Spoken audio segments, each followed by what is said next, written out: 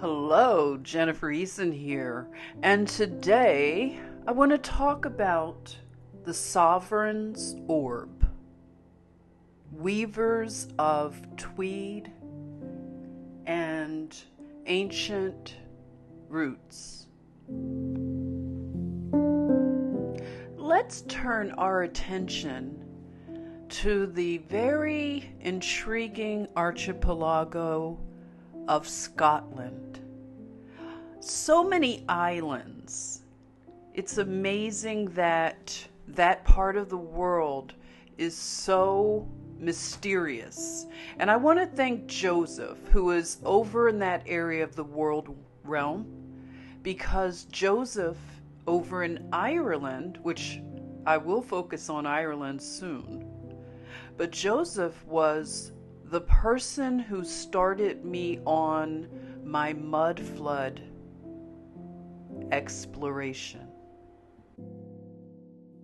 Scotland, a country that is a part of the United Kingdom, it has a 96-mile border with England. So it has the Atlantic Ocean that it's surrounded by and the North Sea as well as the Irish Sea. It contains more than 790 islands. This really amazed me, principally in the archipelagos of the Hebrides, if I didn't say that right, sorry, and the Northern Isles. So most of the population, however, is in the capital city of Edinburgh. It's concentrated in what they call the Central Belt, the plain between the Scottish Highlands and the southern uplands in the Scottish lowlands. Now, that's something I don't understand a whole lot of, the highlands and the lowlands, okay? But I want to learn more about it. The Kingdom of Scotland emerged as an independent sovereign state in the 9th century, and that continued until the 1707 period. And that's interesting because we can look at a lot of warfare going on throughout the world realm. It's very interesting that it coincides. Scoti or Scotia was being used to refer to Gaelic speaking. And it didn't take long to notice that the architecture is very mysterious, I'll say. Beautiful. And yeah, we've seen a lot of this style all throughout the world realm. The land, the people, and the culture. I see ancient ties. I would love to learn more about the Viking and Norse mythology, as we are starting to see mythology is history. And this is a very rich history. So we'll be looking more into that coming up soon.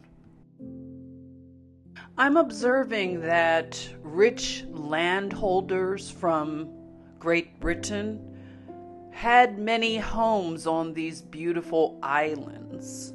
And many people were purged from the islands, evicted. And we see military campaigns and a lot of overlap and connection that we are putting together, these pieces of this puzzle of history. Also, they have a Norse cosmology that's very curious in terms of the world realm. So people who ascribe to a globe Earth, NASA, computer generated imagery, and some who ascribe to what many of the earlier text, including the Bible, say about cosmology?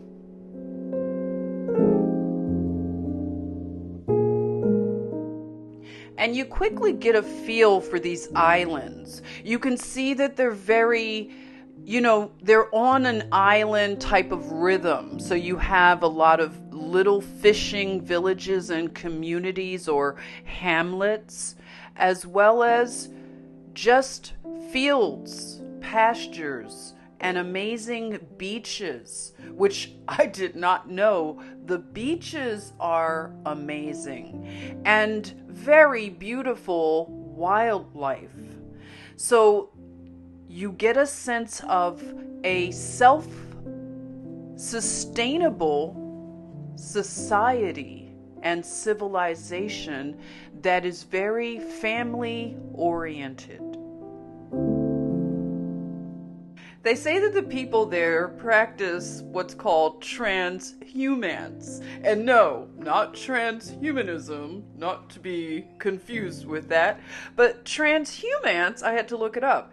It's the action or practice of moving livestock from one grazing ground to another in a seasonal cycle, typically to lowlands in winter and highlands in summer. And you already know that it didn't take long for the 1700s and 1800s to be secretive. What we are coming to expect of strange ruins, fires, raiders, and emptying of places where the population is not that great. And then you start to try to make sense out of the narrative with low populations and big construction projects. Hence, how would they have built such things on islands?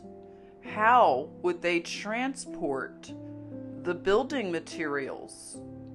But we are told that this all happened by people that are more agricultural than high tech. So here's the University of Edinburgh, and it is such an amazing feat of architecture. So you have the organs and the various details. And I wonder, the School of Architecture at Edinburgh University, I wonder if they could construct anything like this. It just makes you wonder, the narrative. But this is all a university. And there are a lot of notable graduates from Edinburgh University. We discussed it a few months ago. Namely, Charles Darwin graduated from this university. And you can look at the architecture here, and it just gives you that Disney castle type of vibe. Lots of other notable people graduated from Edinburgh University besides Charles Darwin. But a lot of people in terms of politics that are in Parliament, and scientists and medical inventors. In fact, the person who invented the hypodermic syringe graduated from Edinburgh, as well as the people who invented the things that go inside those syringes, like the hep B and HPV. Yeah, so a lot of stuff. And I think there was even somebody from one of the big pharma companies that had a lot to do with events that happened in 2020.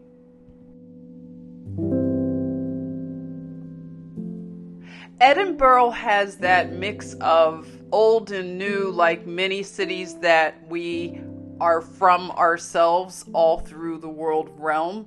So this university is so massive, and then when you look at the rest of the city of Edinburgh and some of the other cities, you can see that what they call Roman and Greek influence.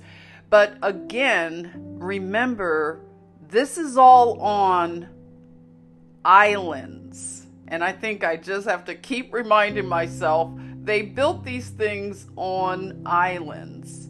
So that is major. The people of that era, this is the type of fashion, and you can pick up on a few things that might inform you about this particular culture and society, civilization at that time. They appear to be very fancy and high society. So this was also when all of these structures were being built all over the world with a similar theme. And this was considered an Enlightenment period in Scotland, and they were considering Edinburgh to be the Athens of the North. Looking at these tools informs of the technology of that time for this society and civilization. It is beyond amazing that they were able to accomplish such things as the architecture of the time. It is just something that I have not been able to get a good answer from many of the people that go along with the narrative, I'll say. And this being the transportation of the time by land, carriage and horse, and by sea, sailboats, clippers, I am not able to understand how building materials were transported as well as work crew, because the populations were just not at those levels to imagine these big construction projects going on all throughout the world. It just wasn't enough population at that time. So, and again, how do you get around the world and build such things in these boats? So let's get in our boat and row over to one of the Scottish islands, the Isle of Harris and Lewis, or Lewis and Harris. It is a single Scottish island in the Outer Hebrides, and it is the largest island in Scotland.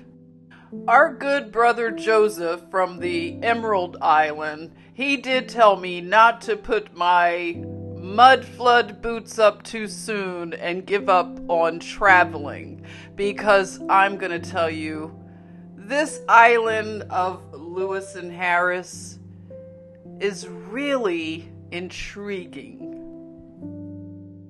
And the rocks, stones, monuments, carvings tell narratives. It's like an oral history because they do speak. This ancestral homeland has a 2/3 half that is Isle of Lewis. So that's the northern part. And the southern 1/3 is the Isle of Harris. And that's where we're going to focus attention on. The hills and the pastures just make me think of childhood dreams. It looks like a perfect place to grow up. The architecture ranges from cozy homes to castles built in, you know it, the 1800s. The Isle of Harris, however, is more known for being a community of weavers of tweed. And the tweed that they weave was once used as currency, and it is called Harris tweed. It is the authority when it comes to tweed. It has been certified, trademarked, and protected by the British government. And Harris tweed is made from 100% pure wool that is raised and sheared on the island. Now, they are known for the logo, which is the sovereign's orb. So I want to talk about that sovereign's orb. It is also called the globus cruciger, or the globe and cross, which is the symbol for the world. It's an alchemical symbol for Earth.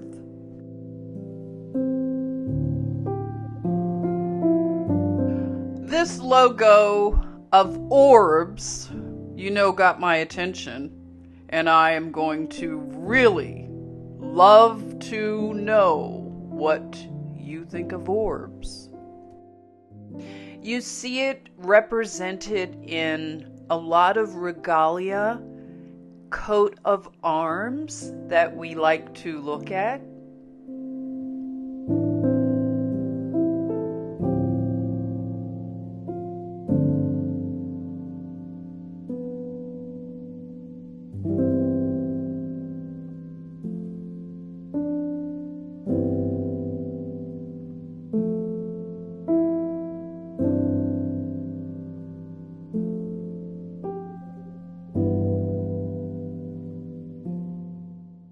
And that British monarch, they are the landlords of so much in this world realm.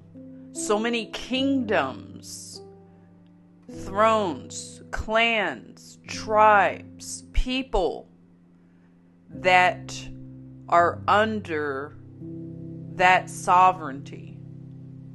And we know that it's illegitimate, but who are the indigenous of this area?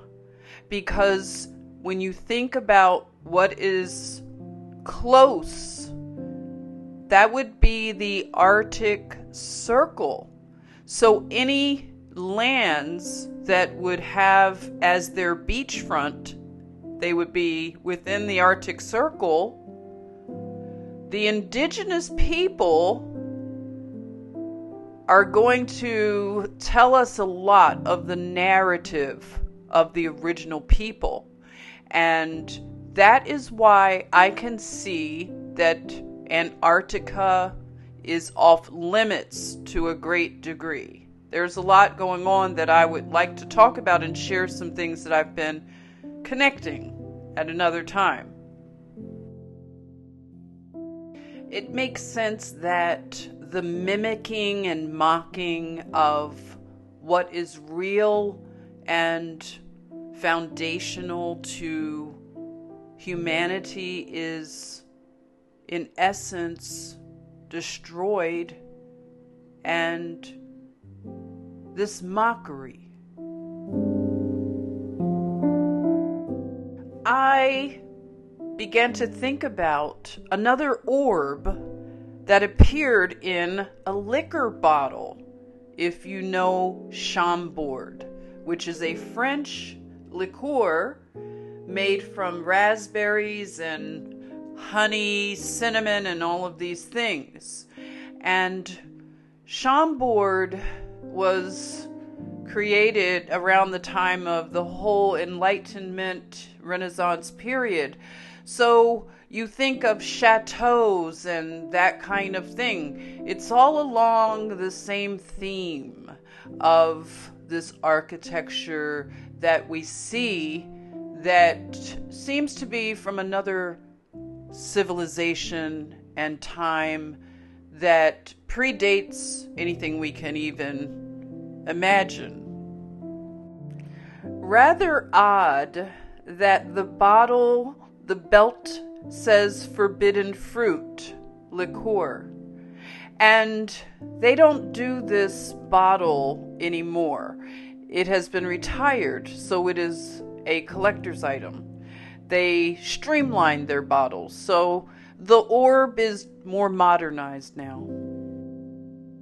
We get to see some of the displays of regalia that might be in museums. And you can see the orb, you can see the crown and scepter. And here is the Virgin Mary with the child, and she's holding an orb. Something else popped up, and that would be an orb that is held by Emperor Justinian in 482 to 565. And this orb is titled Apple of Istanbul.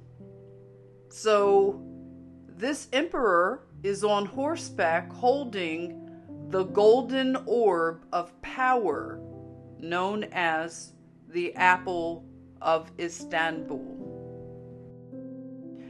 My limited knowledge of this world realm has been further shaken with discoveries of more fragments. Those things that they have left behind, communication in tablets of clay. So there were some plates or tablets found around Bulgaria, and there is a Coptic community of early Christians that have a lot of letters and fragments that fill in our understanding in such a way it's so exciting that we are living in a day that these things we have access to them. So I just, want to say that I want to look into Bulgaria in terms of them possibly allegedly being the first people that populated Egypt, ancient Egypt. So they would be the first dynasty.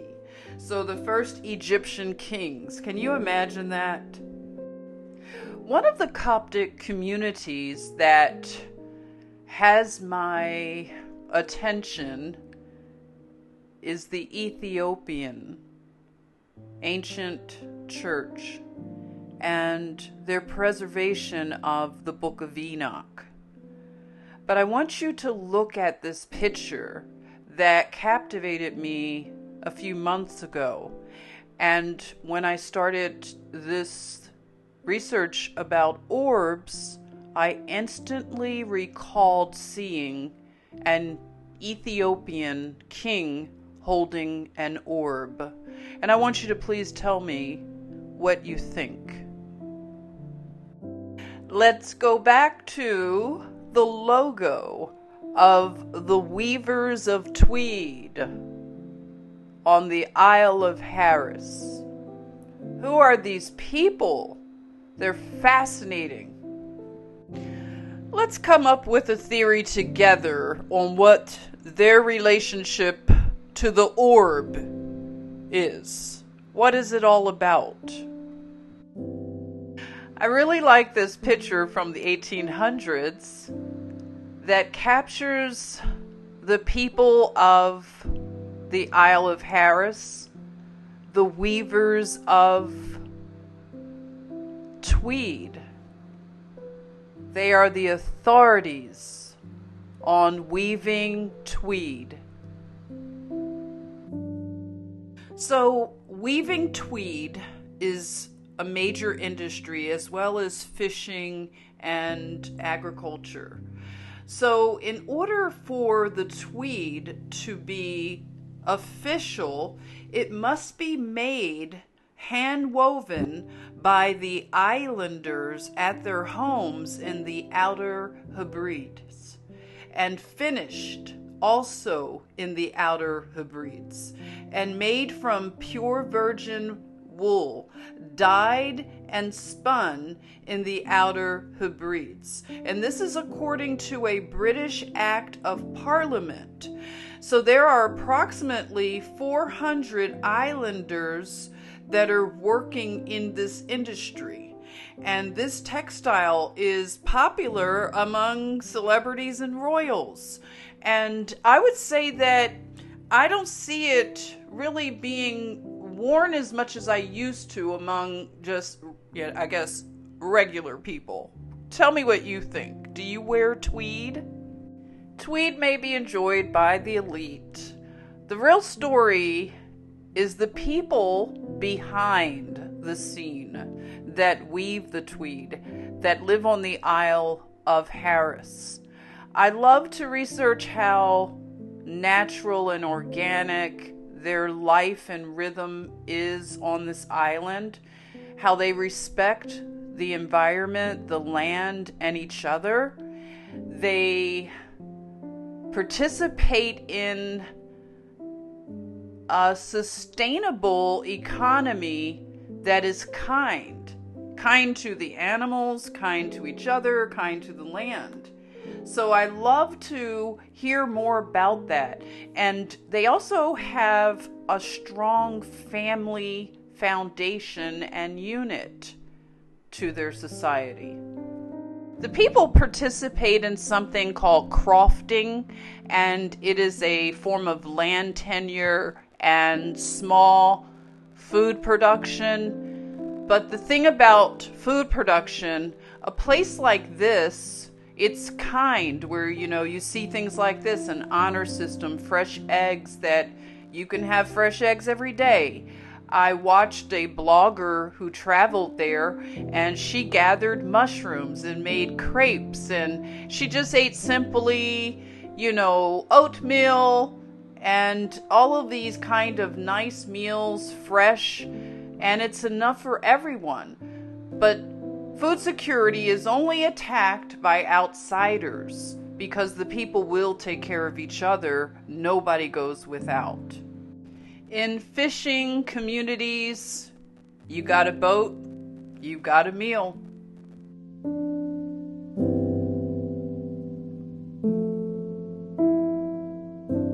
Is this where the Gordon fishermen came from? I can imagine someone is already making reservations.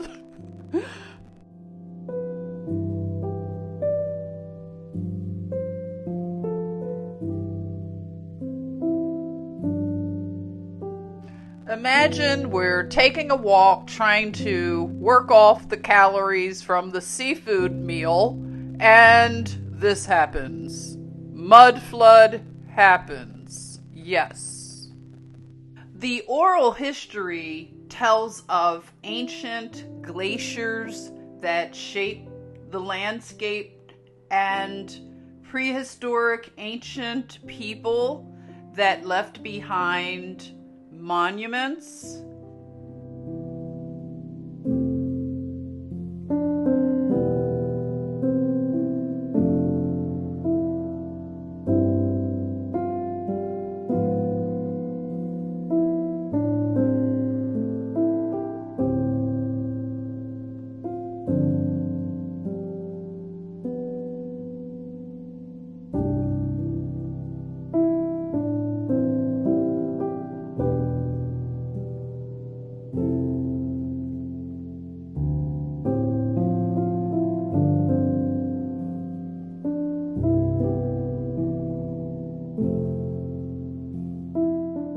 Ancient reminders. This stone monument is called Callanish.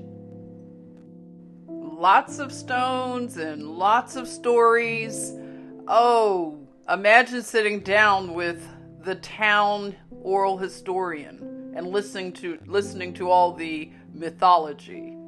And there is a castle, of course. Well, there are a few castles in Scotland, but here's one on the Isle of Harris. So hop in my little boat here. The locals have told me a few stories. Let's go explore, shall we?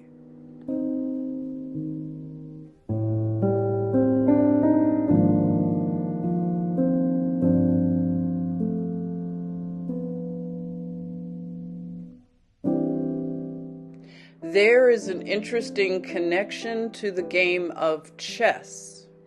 This wooden chessmen sculpture was commissioned in 2006 to honor a mysterious discovery involving chessmen on the island.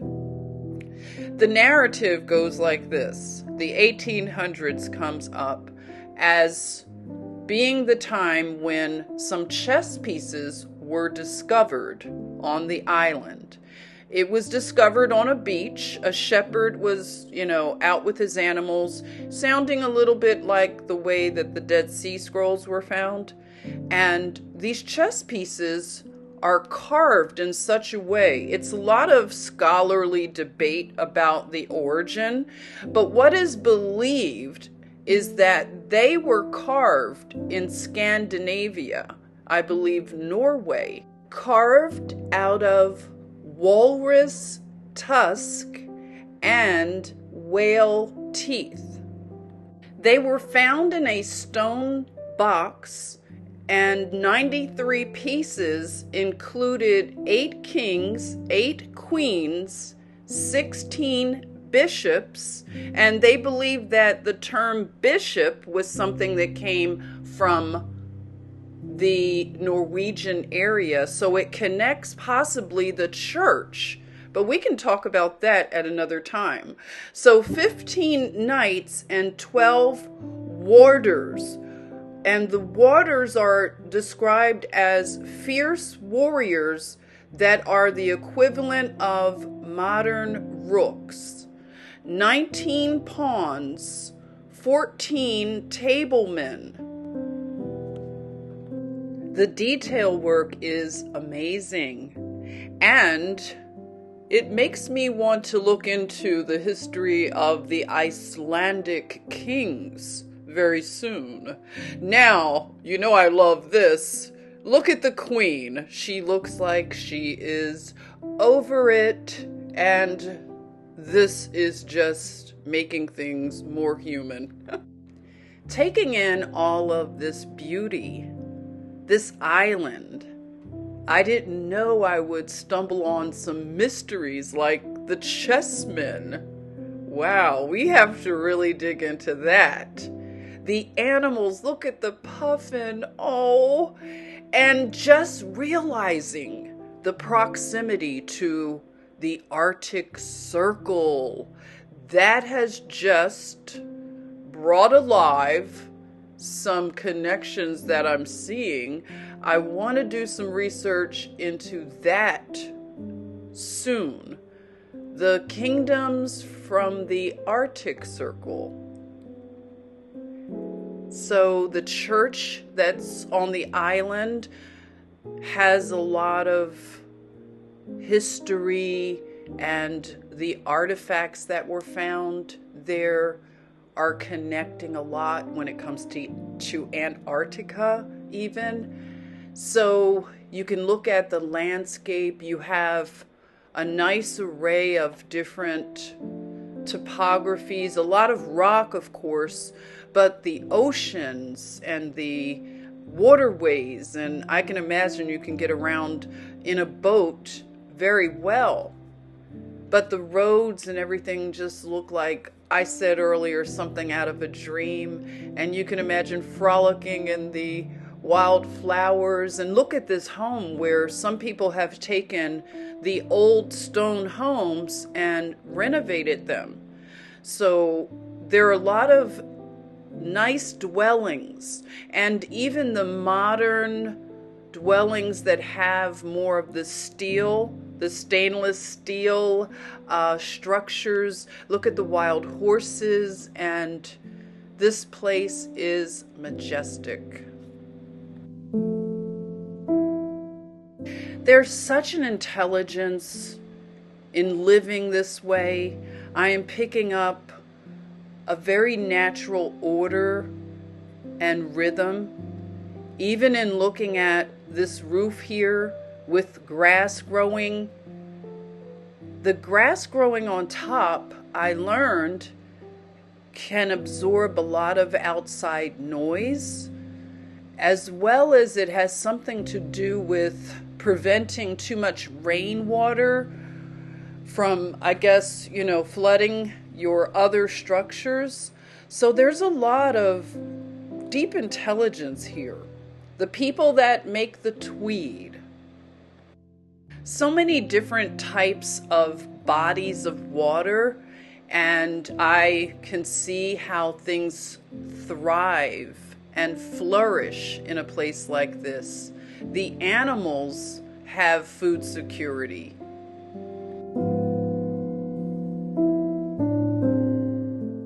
In looking at the history of various times when the population ebbs and flows, you'll see a lot of abandoned dwellings all throughout the island. And, the dwellings are very simple and cozy. The beaches are secluded, and the water is so beautiful. The colors like the emeralds and blues. Yes, caves. So that informs us that there's probably a vast underground world, I'll say. Labyrinths, catacombs, possibly.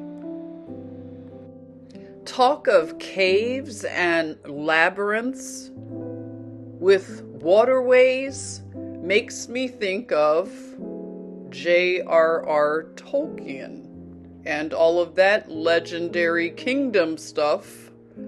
Agartha, anyone? Shamhala? I'm going to need to circle back.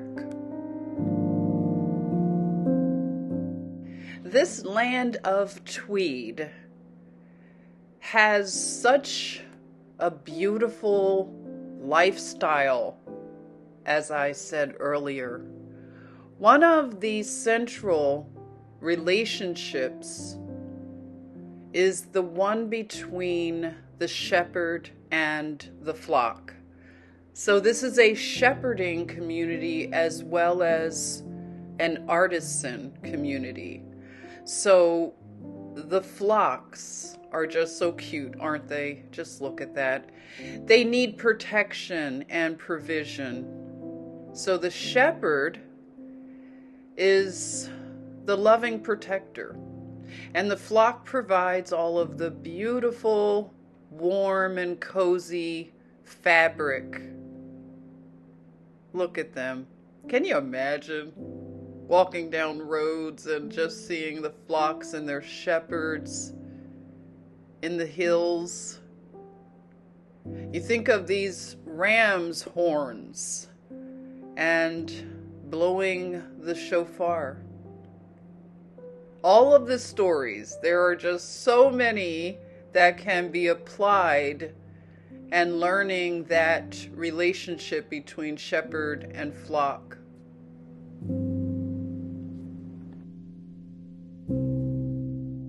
Land is such an issue when understanding civilizations, cultures, families even. I want to do more research into the whole land tenure and how that has worked out over the years for the people of the island. Because I can see, when done fairly, including rotating crops and moving flocks from uplands and lowlands according to what is best for everyone, including the land. It just seems that Great Britain, their role in all of this, and also Rome, it makes the issue of land and inheritance something that was never intended. I can see that the way that things might have been in ancient days, the clans and kinship type of organization probably worked out best and more peacefully. Man's best friend, yes, helping out with the shepherding. So the border collie is another feature that you will see on this island. I love border collies, and I've known a border collie in my life. Look at this picture of this mama. She is down there getting that wool, and her baby is hanging on, but it's not fazing her. She's still getting a lot done. Now look at this grandma. I'm going to attempt to say grandma in Gaelic. Sean Mahathir. So you could see grandma after the wool is shorn. She has a whole lot of knowledge in how to dye the wool, how to comb it and card it and process it and get it to the point where it's now thread, fine, spun. She has recipes. She has knowledge about natural ways to dye the wool, ways that are good for the environment. They are non-toxic. The natural dyes used to color the tweed come from the most unprocessed ways of getting color from natural fauna. So the moss, the wild flowers, and the mixtures of all of this fauna to produce the luminescent orange from the crotal lichen. And you get those vibes, a little bit of the sort of hobbit stuff, so woodland things come to mind.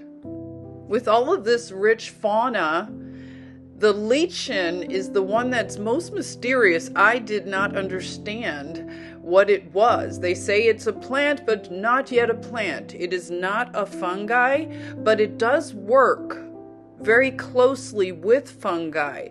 So there are various mushrooms that are grown on the island, but this lichen that they use for the dyeing of the wool is very fascinating. Now I want to read an excerpt that describes this particular plant that they use to color the tweed.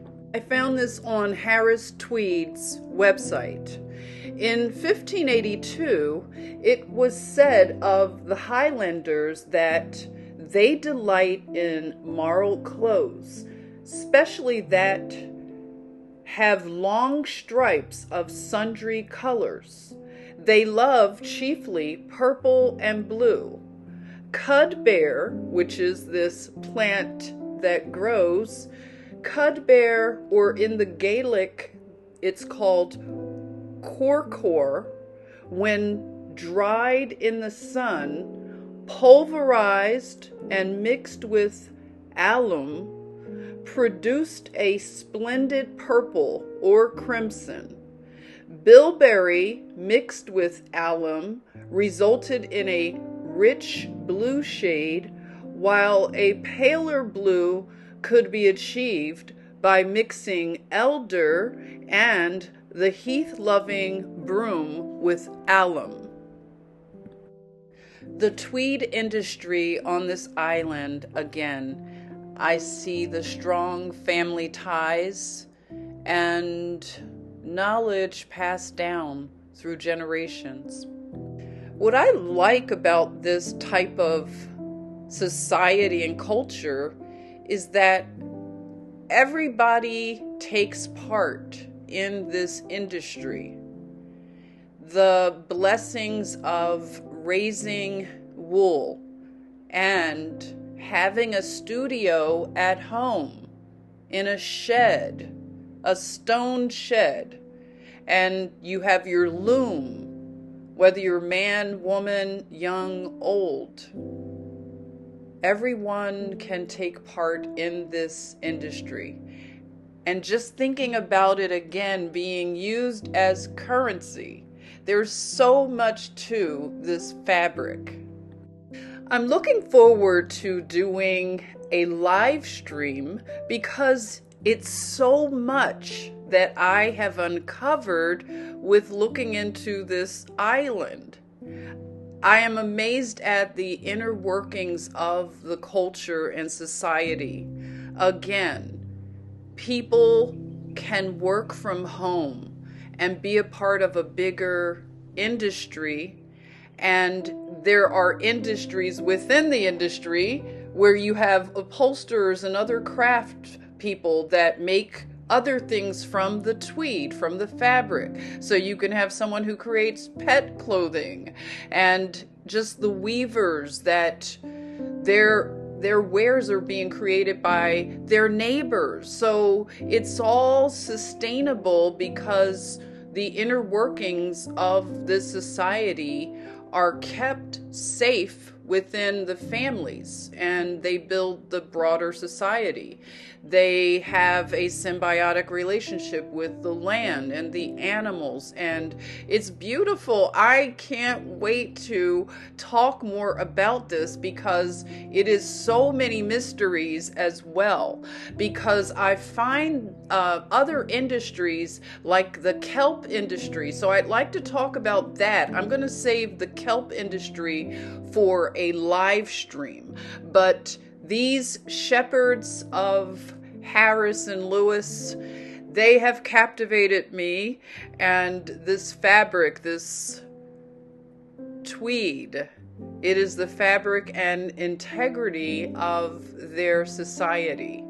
This company, Harris Tweed, and their orb, I'd like to talk more about the orb and what's going on with the symbology there.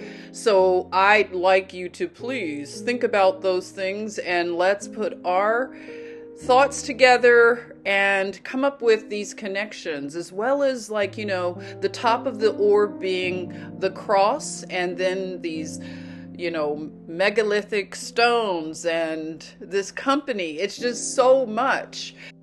We can sort it all out at another time, as well as think about these people.